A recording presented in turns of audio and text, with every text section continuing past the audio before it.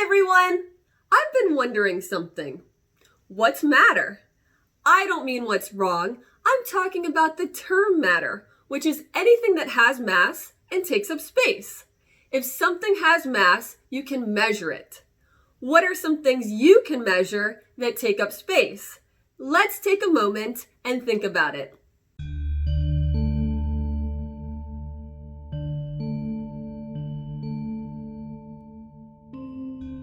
Did you come up with some cool ideas?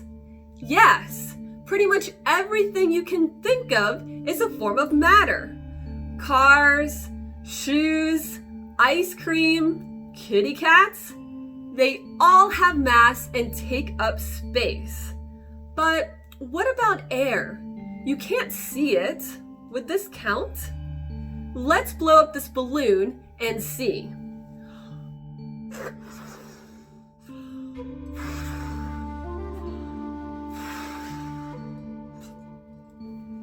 Does the air take up space? Yes. So air is a form of matter called a gas.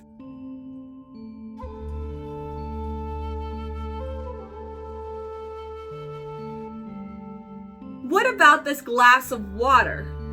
Is this matter? Yes. This is a form of matter called a liquid.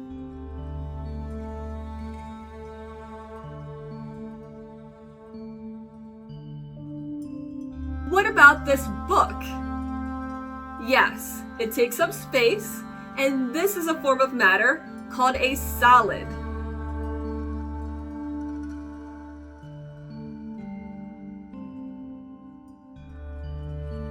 Today we are going to learn about how sound travels through different forms of matter, through solids, liquids, and gases. Whoa! When you are listening to someone speak, what is the sound traveling through? The air. And is the air a solid, liquid, or a gas? What do you think?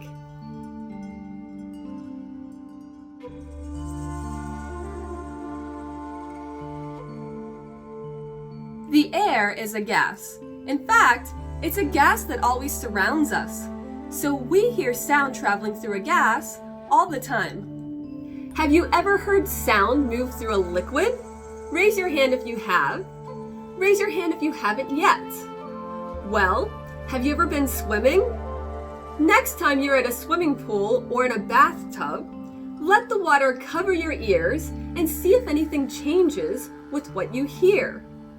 Sound is important to many animals that live under the water. For instance, they can use sound to help figure out directions. This is called echolocation. Sound can also be used to communicate underwater. Did you know that whale song can travel 10,000 miles?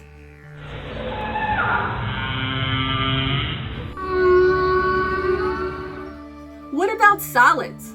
Can sound travel through solid objects like a door or a book? Let's find out. Try leaning your ear against a book and scratch softly. Then move your ear away as you continue scratching and notice if anything changes. We'll take a moment so that you can try this as well.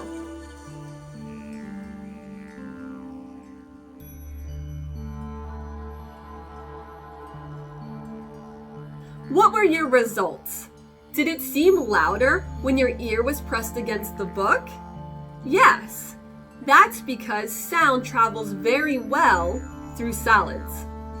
Let's explore how sound might travel through different forms of matter, through a gas, liquid, and solid. We are going to take 3 plastic sandwich bags and fill them with air, with water, and with flour. Make sure they are sealed really well. Then we're going to listen to music through each of these bags. But first, we need to grab our logs. Not that kind of log, this kind of log, a notebook or a journal. First, let's write down our question. Will the music sound different when listened to through the three bags?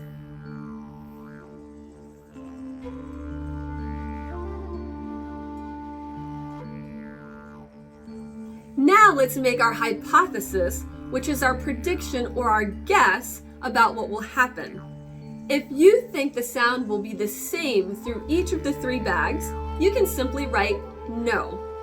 But if you think there will be a change among the bags, then write yes and which of the three you think will be the loudest or the clearest, and which you believe will be the softest or the most muffled.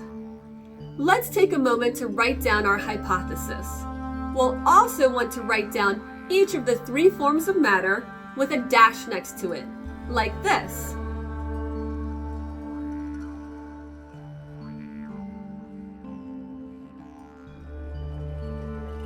I'll demonstrate the activity and then we'll pause so you can try it on your own. We're going to start with the bag full of air. Once we turn on the song, we'll place the bag against our ear and the phone or the speaker on the other side.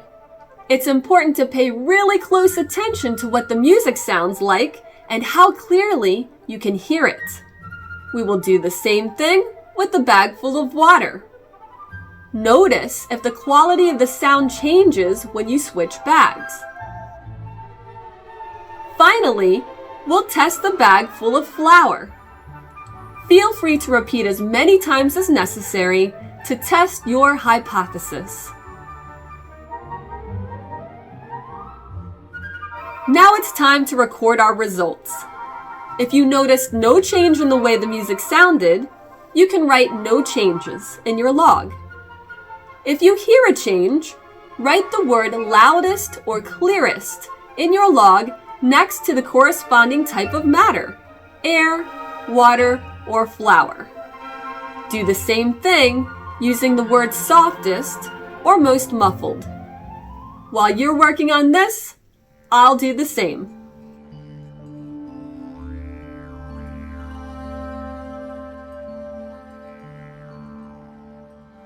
Raise your hand if you noticed a difference when listening between the air, water, and flour.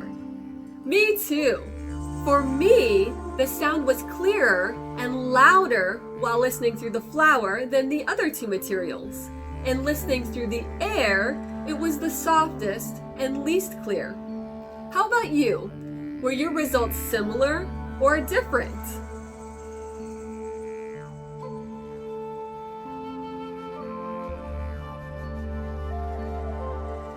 Why would this be?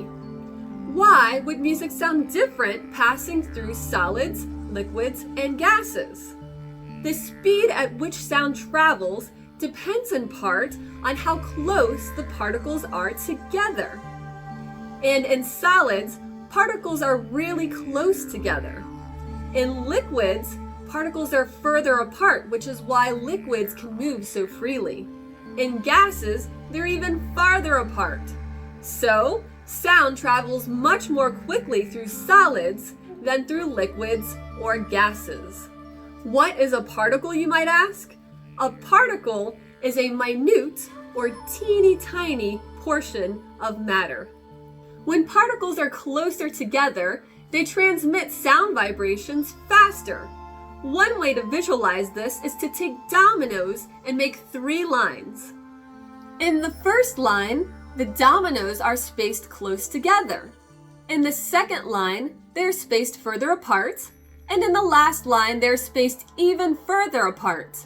These lines can represent the particles in a solid, liquid, and gas, respectively.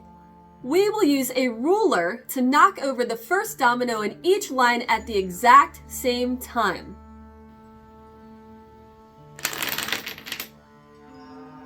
If we watch in slow motion, we can see that the dominoes in the first line, spaced closest together, all fall over faster than the dominoes in the second and third lines. The energy moved faster through the dominoes that were closer. Similarly, in solids, which have particles that are closer together, Sound travels faster.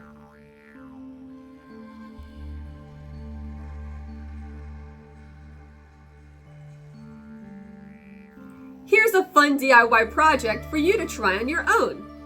Ask a friend or family member to sing or talk inside of a room, then close the door and stand outside. Notice what you can hear from outside the door. Then, place your ear against the door and see if anything changes. Is anything different? Write down your observations, the things that you notice. Then, trade places with that person and let them have a turn. After that, compare your results. Later, you can share what happened with your class. Thank you for joining me today and learning about how sound travels through solids, liquids, and gases. I'm Miss Liz from the Cincinnati Symphony Orchestra's Sound Discoveries program.